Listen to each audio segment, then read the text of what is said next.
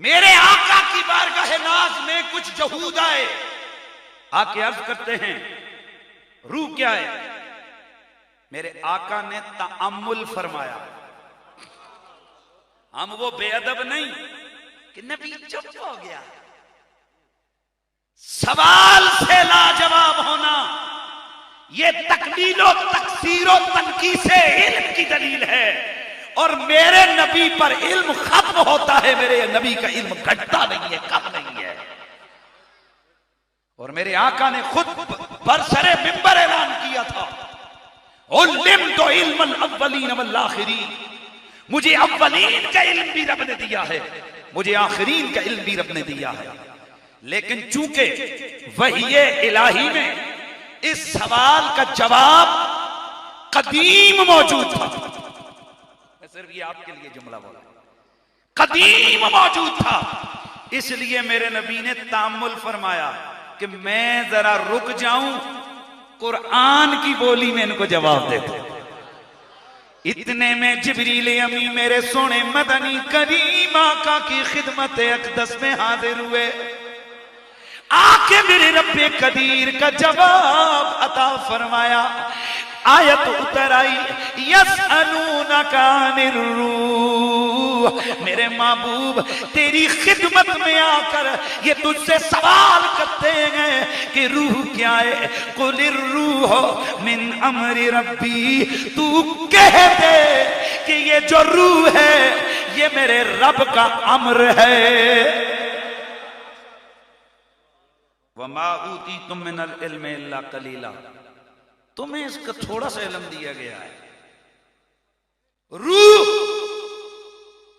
आलमे गैब की चीज है और मेरे नबी ने इस रूह की हकीकत हैसियत से पर्दे उठा के अपनी उम्मत के लिए वादाए इलाही के मुताबिक कि अल्लाह ने फरमाया था ये मेरा महबूब नबी गैब, ये तुम पर वमा कान अल्लाहु लियुत्लिअकुम अलल गैब वलाकिन्नल्लाह यज्तबी मिन रुसुलिही मन यशा। ये गैब के पर्दे हायल हैं तुम्हारी आंखों के आगे, सिर्फ मैं अपने नबी पे इनको आश्कार करता हूं और मेरा नबी तुम पे करम करता है, कुछ कुछ गैब तुम्हें भी बता देता है। रूह क्या है?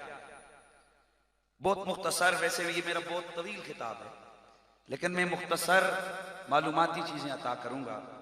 इस्लाम में रूह और इसके लिए एक लफ्ज और इस्तेमाल होते हैं, नफ्स। क्या इस्तेमाल होते हैं? नफ्स और रूह। असि अपनी जुबान से आते हैं सा, एक तो ये ना एक ए सा है, एक असी आने और सा निकल गया तो कोई मलहून मरदा हो तो असि आते हैं बड़ी बुरी तरह सा निकले। अपनी जुबान में हम रूह को बोलो सा कहते हैं। हाँ, अल्लामा साहब फरमाया ने और सा नाल बोलो, ठीक है। जल्दी जल्दी अर्ज करता हूं। ईसाइयत में रूह को कहते हैं रूह कुदस। हिंदू आत्मा, हिंदू क्या कहते हैं रूह को? जीन मत में इसको कहते हैं जियो। सिख मजहब में रूह को कहते हैं दीवा या चिराग। शुंतो मत में इसका नाम है कामी। पुराने मिस्री मजहब के मुताबिक इसका नाम था बाबल में इसका नाम है कुशर। और इस्लाम इसको क्या कहते हैं? रूह और नफ्स। इंसान दो चीजों के मजमूए का नाम है, एक जिस्म और दूसरा रूह।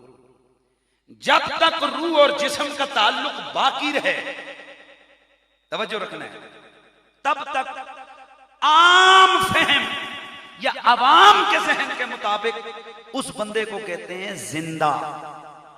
उसको क्या कहते हैं? जिंदा।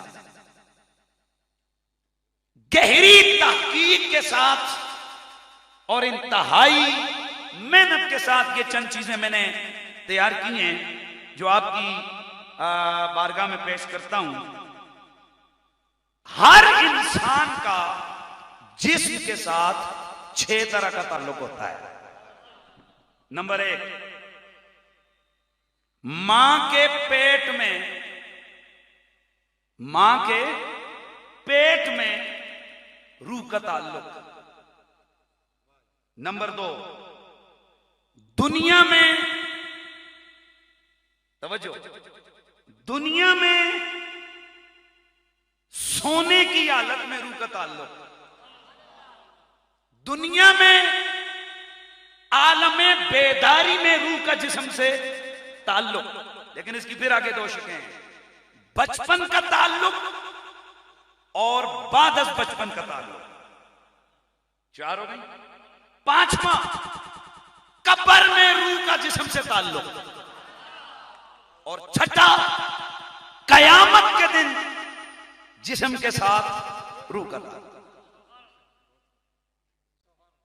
तवज्जो रखनी है जी सब लोगों ने। मां के पेट में बच्चा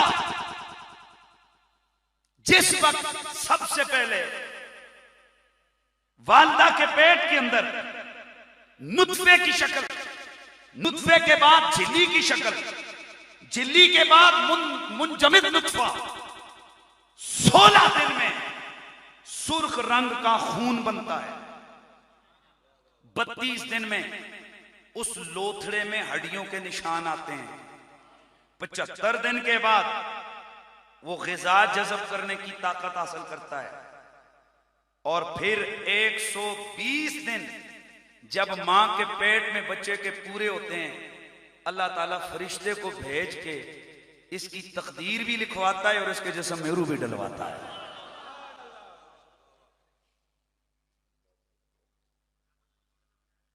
कुरान मजीद में अल्लाह तबारक व तआला फरमाता है, फ़इन्ना ख़लक़नाकुम मिन तुराबिन सुम्मा मिन नुतफ़तिन सुम्मा मिन अलक़तिन सुम्मा मिन मुदग़तिन मुख़ल्लक़ा व ग़ैरि मुख़ल्लक़तिन लिनुबय्यिन लकुम व नुक़िर्रु फ़िल अर्हामि मा नशाअ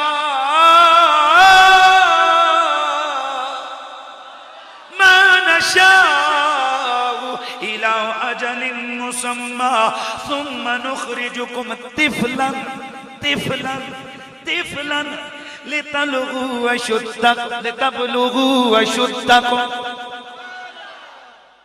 ये अल्लाह ताला ने ये जो सारे स्टेप मैंने पढ़े ना, इस आयत के अंदर अल्लाह ताला ने बयान फरमा दिया।